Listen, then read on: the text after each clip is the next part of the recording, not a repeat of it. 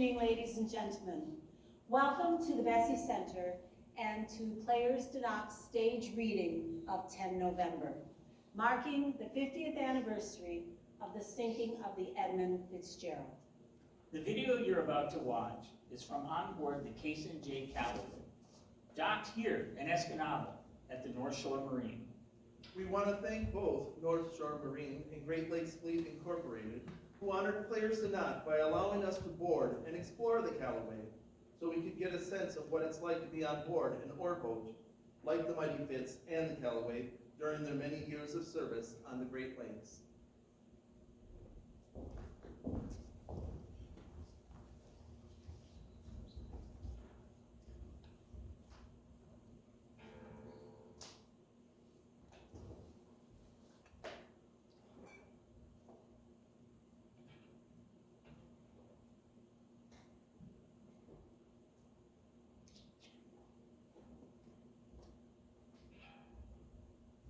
One, two, one, two.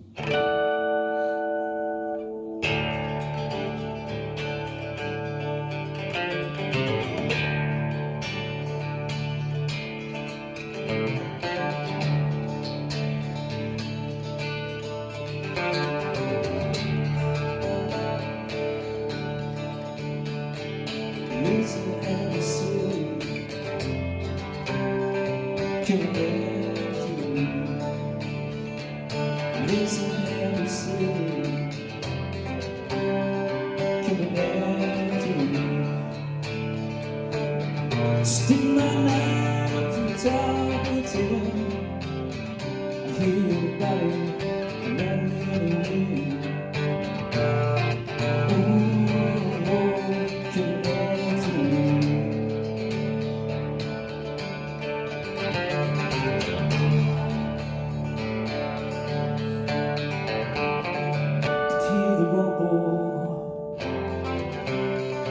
In the western sky, sounds like a bunch of rocks coming down on the drum. Hear a sparrow beyond the pass, leave rolling in the basket glass. Oh, come back to me.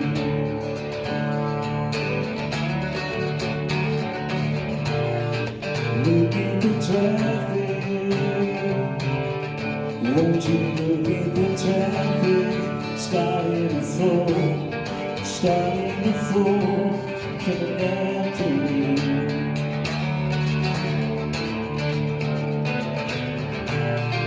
Look at the paper, slow around the alley, starting to flow, swirling around, coming after me.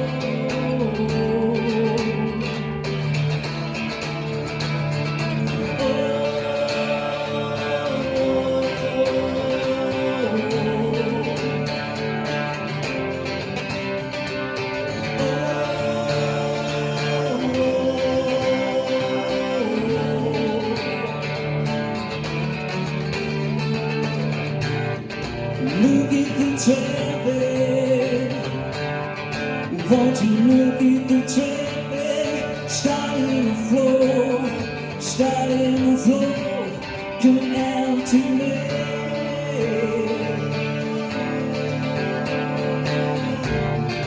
Look at the paper, coming out of the alley, swirling around, swirling around.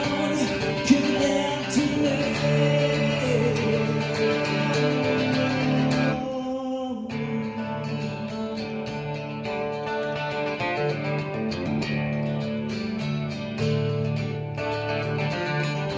cries of the children mingle with the barking of the dogs. Down below the factory, water's lapping at the logs. Listen and receive. Listen and receive.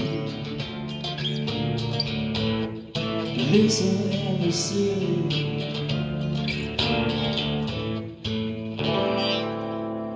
Coming after me.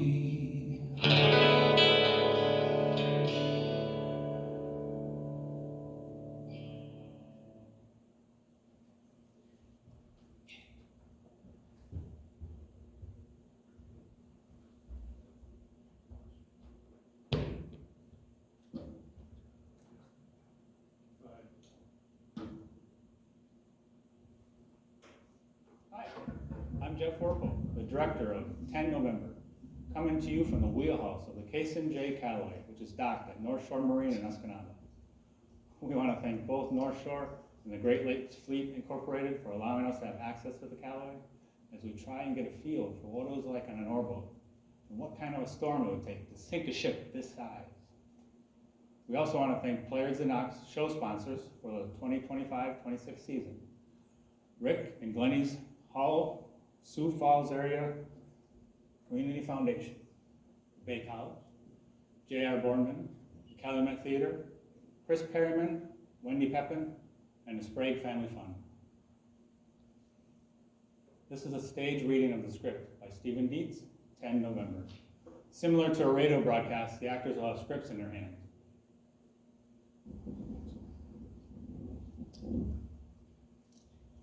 "50 years ago tonight, at this very moment, Lake Superior is experiencing one of the worst storms in recorded history. The captain of the Edmund Fitzgerald described it as the worst seas he had ever seen. The storm was a blizzard, wrapped in a hurricane. 40 to 50 knot winds, 20 to 30 foot waves, waves that may have been as tall as a 4-story building. By early evening on November 10th, the mighty Fitz, the largest ship on the Great Lakes at the time, at 729 feet long, had topside damage, railings were down, water was coming in over the sides, and both water pumps were damaged and could not keep up with the water. She had a list to the right, had lost all radar, while at the same time the storm had knocked out the beacon at Whitefish Point Lighthouse. They were running blind and injured.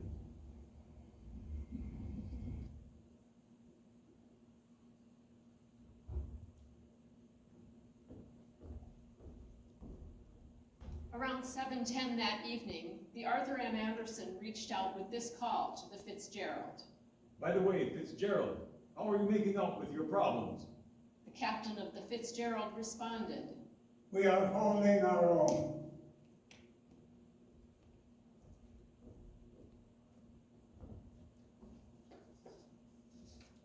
It was their last broadcast.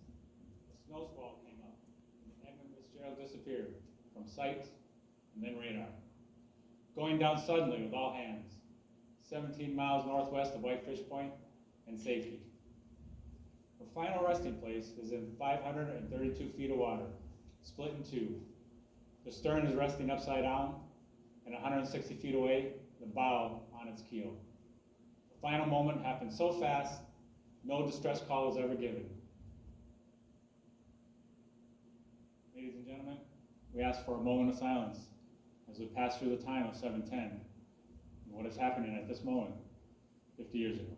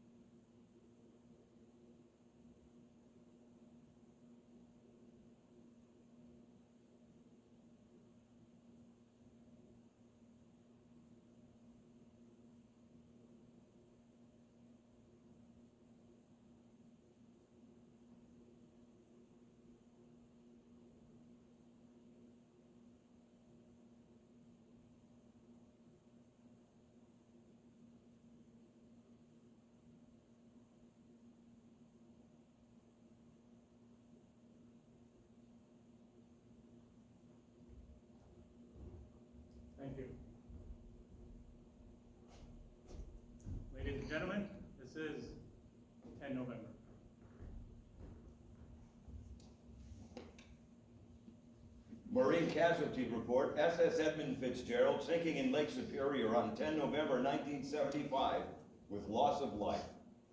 The search results. 20 Clark life preservers. 8 oars. 1 piece of a sounding board. There are no chalk markings on the sounding board. 1 large build-up wooden fender block with line.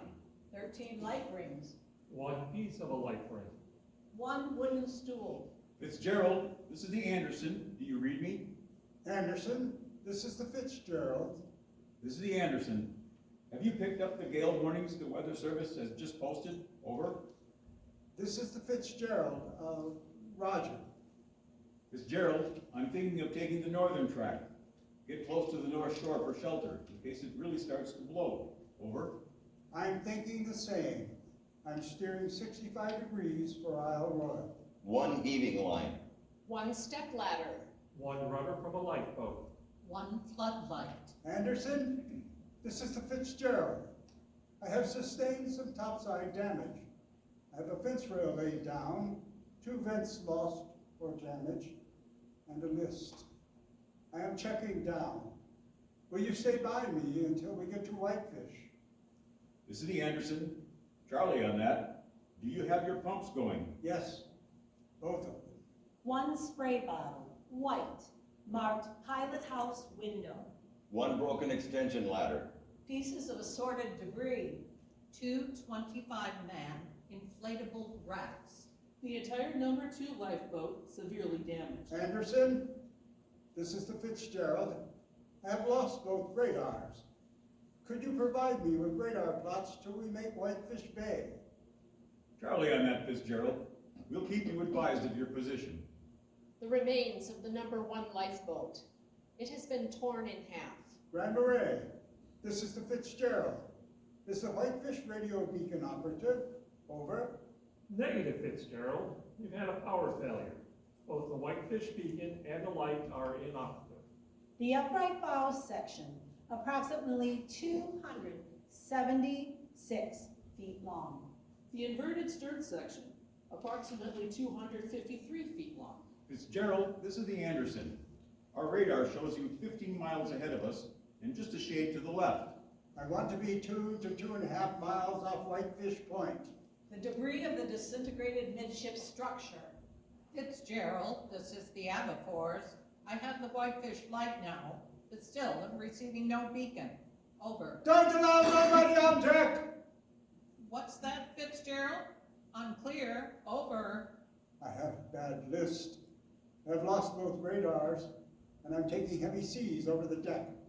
The 2 sections rest approximately 170 feet apart. It's one of the worst seas I've ever been in. At a depth of 530 feet. Fitzgerald, this is the Anderson. Have you checked down? Yes, we have. Over. Fitzgerald, we're about 10 miles behind you and gaining about a mile and a half an hour on you. Despite the intensive search, no survivors were found. Fitzgerald, there is a target 19 miles ahead of us. Nor were any bodies recovered. So the target is 9 miles ahead on you. Because there were neither witnesses or survivors, And because of the complexity of the hull wreckage. Well, am I going to clear? The actual final sequence of events, Yes, culminating in the sinking of the Fitzgerald, he's going to pass to the west of you. Cannot be determined. Whatever the sequence, however, it is evident that the end was so rapid and catastrophic that there was no time to warn the crew. To attempt to launch lifeboats or life rafts. To don life jackets. By the way, Fitzgerald, Or even to make a distress call. how are you making out with your problems? The 29 crewmen on board are missing and presumed dead. We are holding our own. It is recommended that no further action be taken and that this case be closed.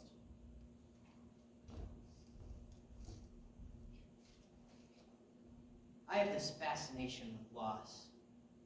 I have this obsession with disappearance. The lake, she's an icy magician. I did not know them as individuals. I've read the books and heard the song and seen the list of names. But the names do not make the faces appear. They remain a group, working men made fallible by fate. Each November 10th, I go to the memorial service. I hear the bells chime. I hear the names read. I see the flowers and rage thrown on the water. I was in that storm, 10 miles behind them. The lake, she is a curious god. Disappearances can be deceiving.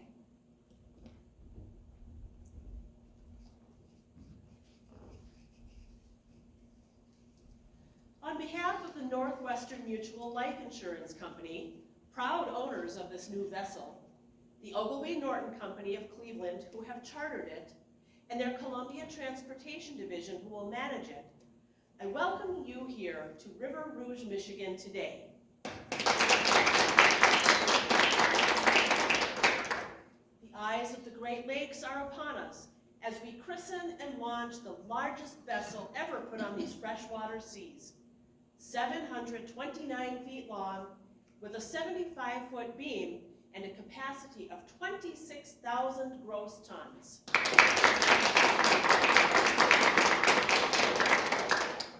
May God grant this vessel and its men strength.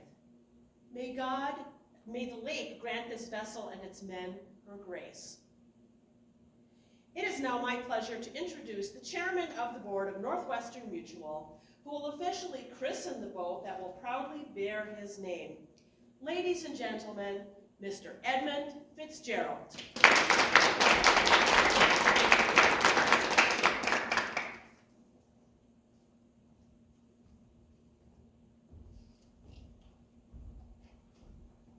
It is by far the cleanest, the clearest, and the coldest of the lakes. So deep we didn't see its base until 15 years after we walked on the moon. The Chippewa called it Kichigami. Longfellow dubbed it shining big sea water. To the sailors, it's known as the graveyard of ships.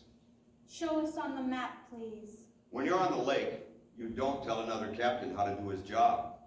If he confirms that Yai's in danger, you help him out, but you don't get on the radio. The radio is a public thing. You don't get on there and speculate about another man's boat. Some things are just unspoken. You got your own business to tend to. You got the weather to wrestle with. And you got your pride. It was bright, unseasonably warm. The Fitzgerald, with an experienced and respected captain, first mate, and crew, pulled out of Duluth Superior at 2:15 p.m. on 9 November, headed for Detroit. My ship, the Arthur M. Anderson, pulled out of Two Harbors, Minnesota at 3:30 p.m., headed for Gary, Indiana. Show us on the map, please. We got the gale warnings 10 minutes later and decided, the captain of the Fitz and me, to take the northern route. We'd hug the shore of Isle Royal and head toward the Slate Islands, then turn south past Otterhead and come between Michipicoten and Caribou Islands and into Whitefish Bay.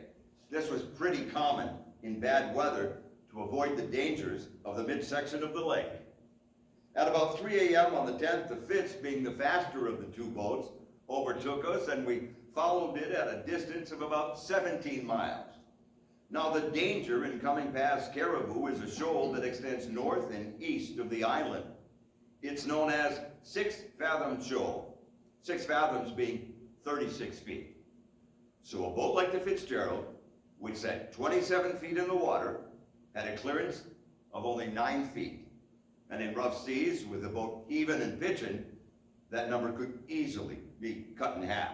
Continue with the story, please. Coast Guard Chart LS9, which indicates the shoal and which we all use to navigate around the island, had not been updated since 1912.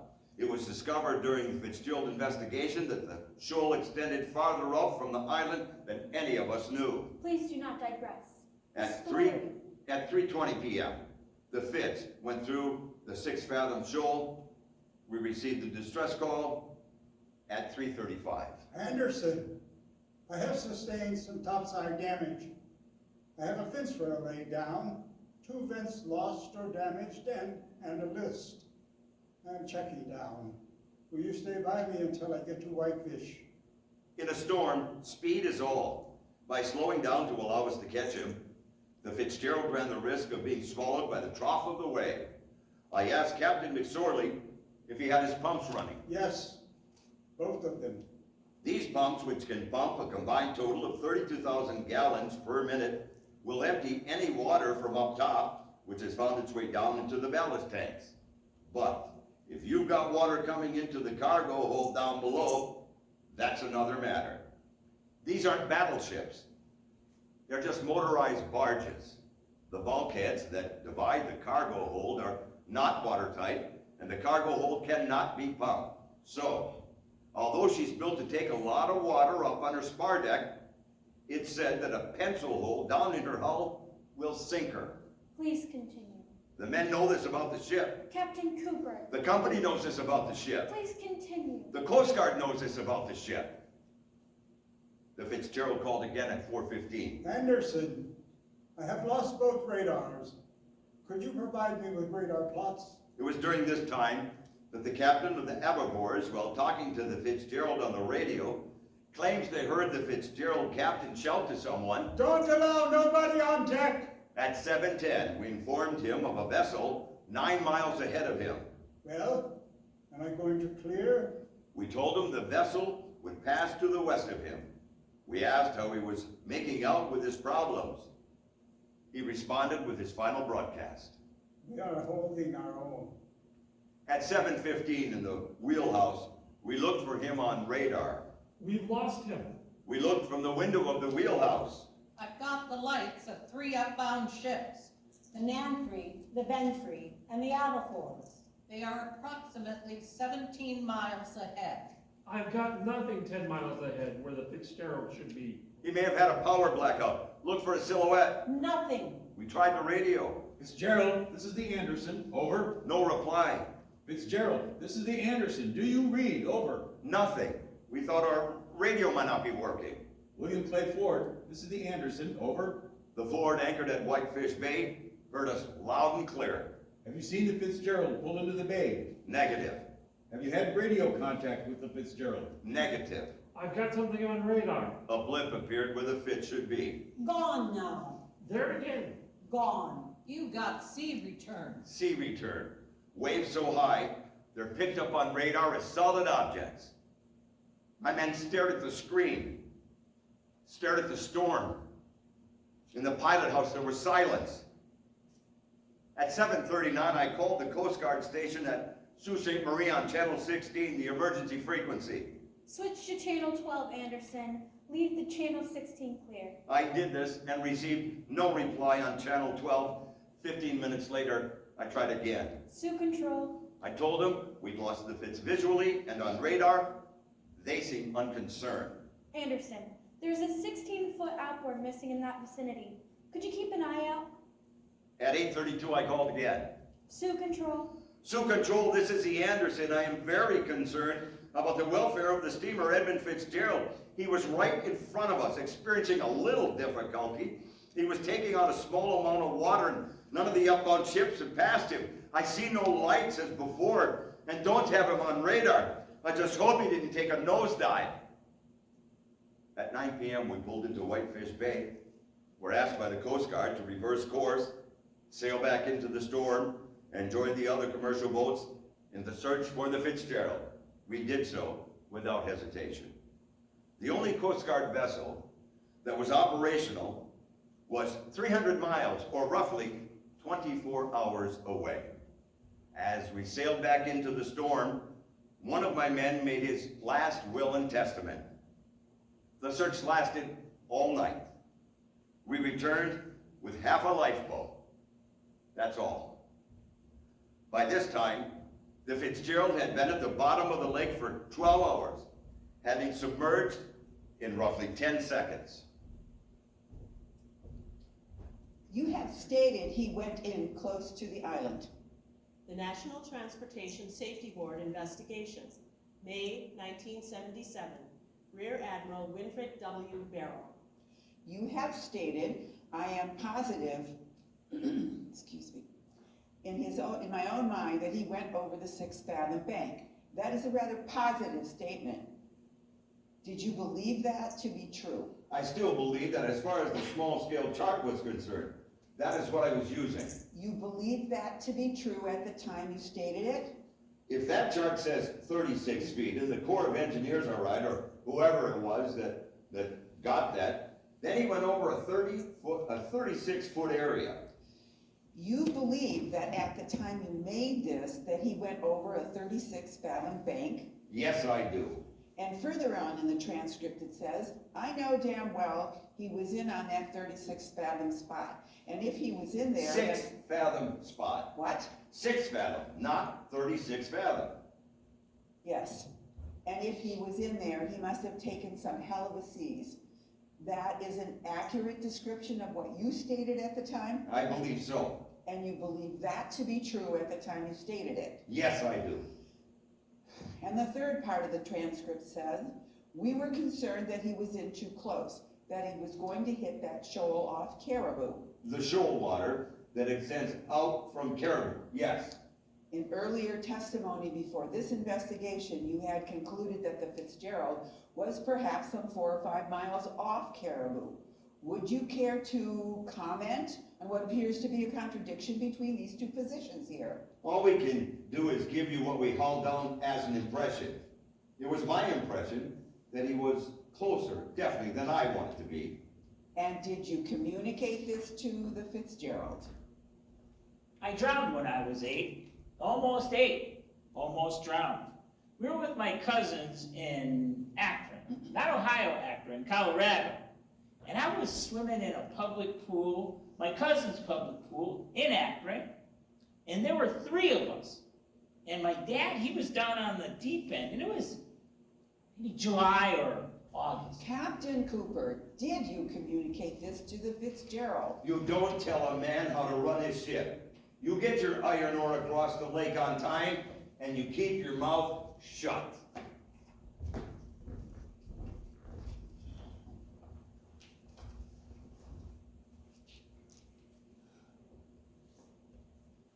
The leather jacket to Danny, the books and records to Sarah, toss the white album on the water.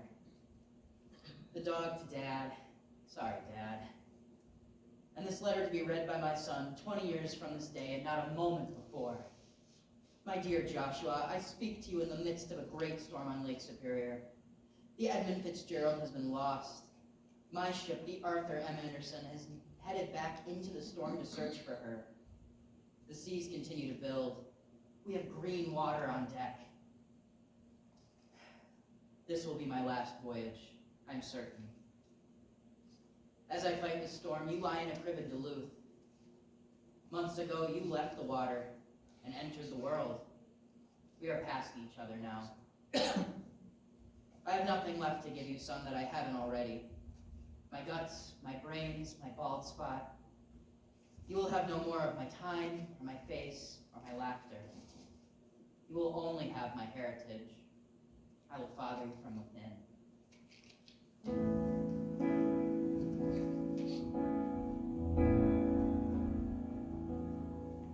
They call me Lake Superior and many other names.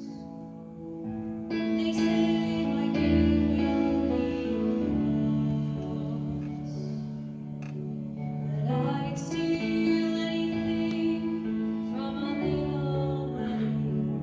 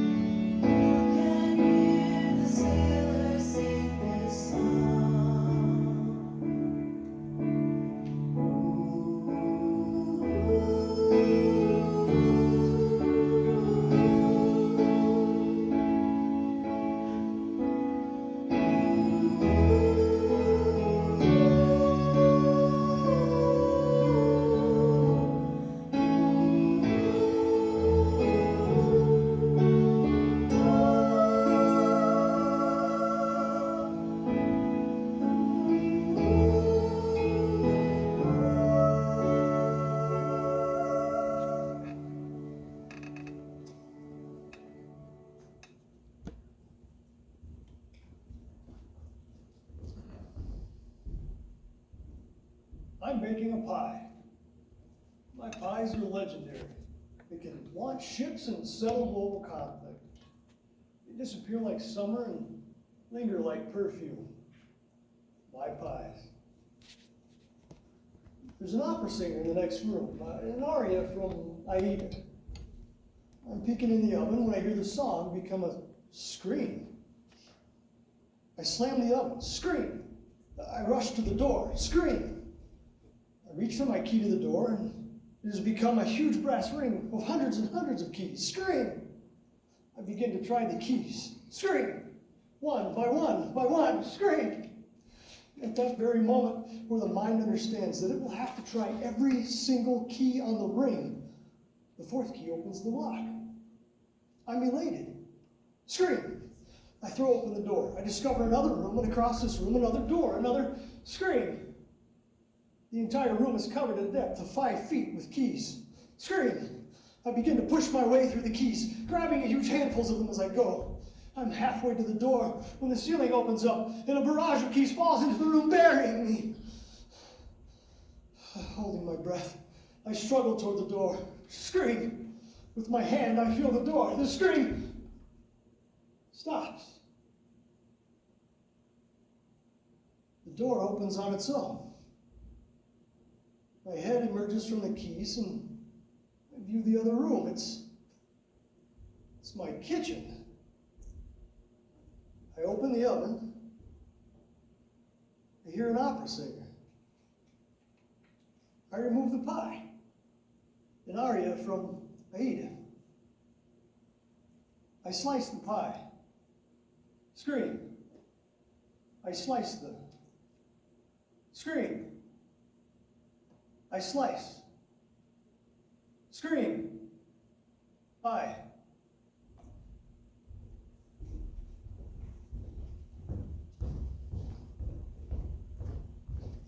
I'm not asking you to believe me.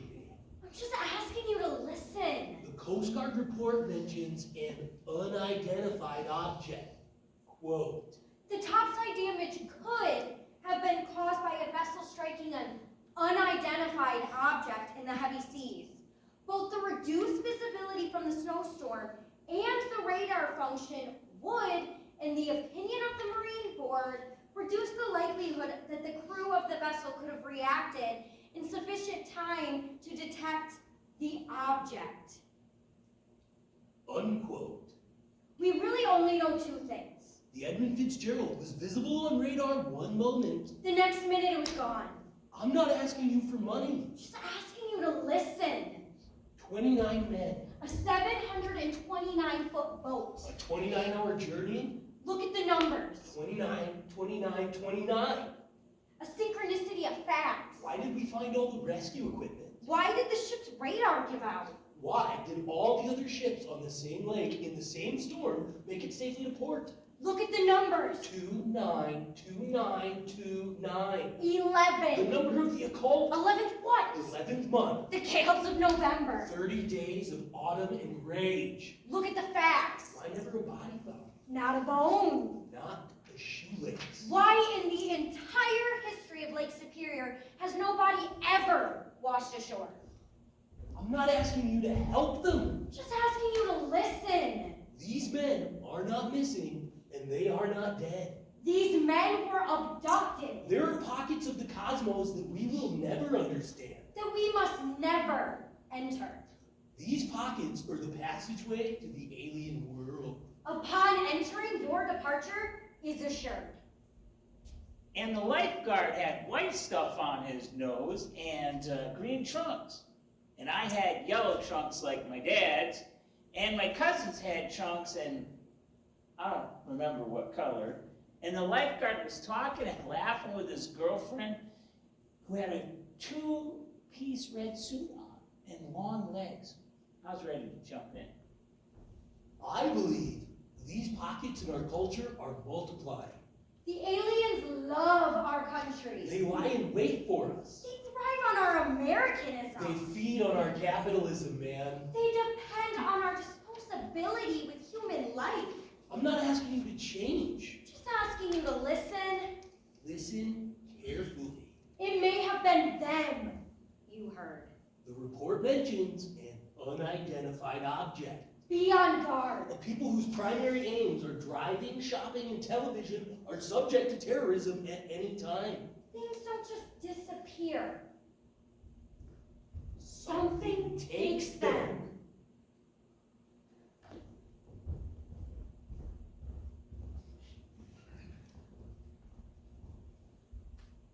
You should remember that if you'd have stood her up, she would have been the tallest building in the Midwest. The 530 feet of water she sank in was not nearly as deep as she was long. And I don't mean to say she sank. She was torn in half. Everybody's got a theory. The men who work the Lakers think she took on water from down below in a gash in her hull. The gash, they say, came from shoaling off Caribou Island. The Coast Guard, some of whom are so damned educated they're stupid, say she took on water from up top, through hatch covers that were damaged or not closed tight. Hell, there's even those nutheads who think that she met up with aliens that sunk the ship and made off with the crew. The lake must get a kick out of these stories. It's simple, really. At 7:15 on 10 November, the Fitzgerald got hit by the three sisters. Findings of fact, item 4, page 18, weather. The storm, which was described by a National Weather Service forecaster as, quote, a typical November storm, unquote, was generated over the Oklahoma Panhandle on 8 November, and by 0700 hours on 9 November, this well-defined storm was located over south central Kansas, moving to the northeast. When you're in a storm, you can look for the seventh wave to be the big one. Your ship is designed to weather this. The storm intensified rapidly as it passed over east central Iowa, and by 1900 hours on 9 November, it had an average speed of advance of 37 knots. At this time, the National Weather Service issued gale warnings for all of Lake Superior. But you should remember that these are not lakes. These are the world's 8th sea. Their bottom is littered with the wreckage of 6,000 ships. The men know this. The company knows this. Page 19, the National Weather Service revised the forecast at 22:39 on 9 November. The Coast Guard knows this. Predicting easterly winds 32 to 42 knots, rain and thunderstorms, waves 5 to 10 feet, increasing 8 to 15 feet Monday. On 9 November 75, the Fitzgerald had been permitted to make one final trip, with the stipulation that it undergo significant repairs before the 76 season. Wave heights refer to the distance between peak to trough and are known as significant wave height.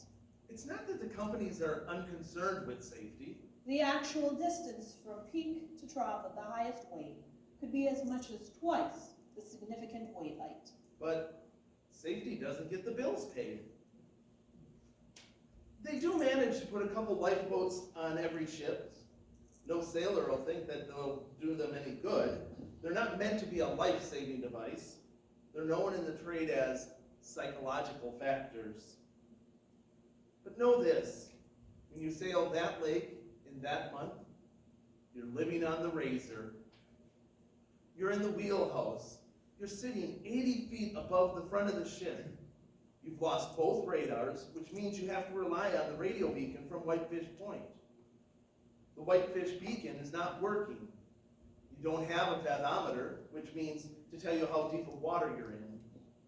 One of your men has to go out on the spar deck in the blizzard and drop a hand lead into the water, Mark Twain style. Page 20. You've got wind gusts of 60 miles an hour, and you've got green water coming over the deck. The storm center passed over Lake Superior. Not spray. With winds increasing rapidly. Green water. 35 to 50 knots from the northwest. You're falling deeper into the water after each wave. The prow of the ship fighting harder each time to regain surface. You've been on the lake 29 hours, and now she's growing tired of playing with you. Behind your ship, the three sisters are building.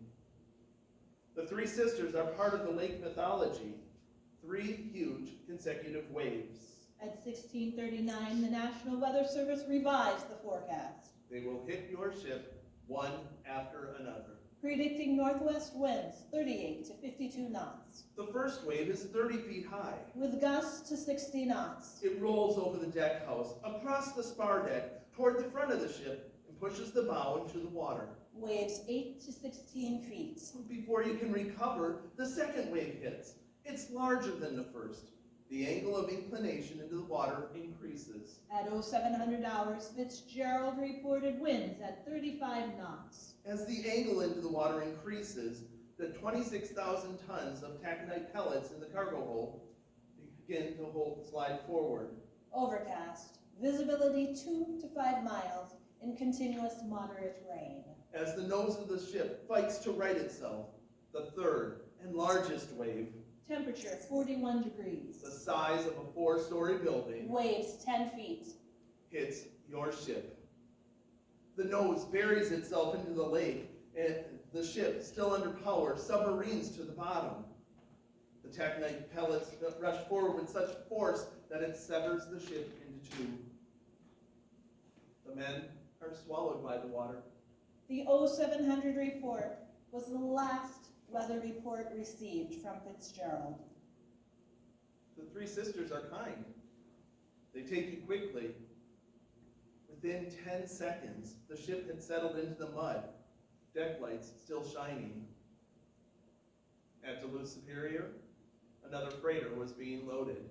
By 0100 hours on 11 November, the effects of the severe storm abated on Lake Superior. I crewed the Fitz for 7 years. She was loud in a storm. Her metal had a scream like no other boat I worked. The boats I work on now get set on a mantle somewhere and dusted off when needed. They are frozen in time. There have been improvements in technology since the Fitz was lost, but technology is not the point. The point is, when the lake wants you, she takes you. She has a technology of her own. In the weary hours when unopened are the winds, and the dew is lying heavier than sleep, I will drive off all the crows from my awakening field. Every time my heart is dark and deep, and when I was a rover and was graceful in my step, skipping like a stone across the sea, I didn't fear nobody, and I traversed all the night, bore everything with calm and courtesy.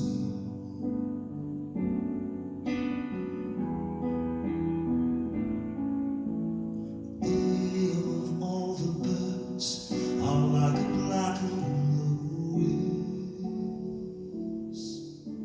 Their eyes are like a shattered, broken